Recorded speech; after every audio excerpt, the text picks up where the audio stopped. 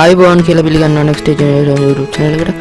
අද අපි කතා කරන්නේ underwater effect එක තියෙන Photoshop.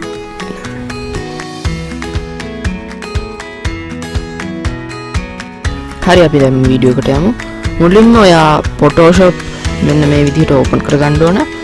ඊට පස්සේ 1280 720 කියන ඒ ගානට මේව කරලා පින්තූර දෙක download කරන මෙන්න මේ විදිහට එක select කරලා adjust කරගන්න ඕන.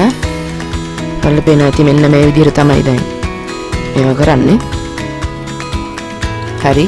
දැන් මේ විදිහට අනිත් ෆොටෝ එකෙත් අර මුහුද උඩ කැල්ල ටික හැරගෙන ওই විදිහට අපි ඉස්සරහට ගිහලා බලමු.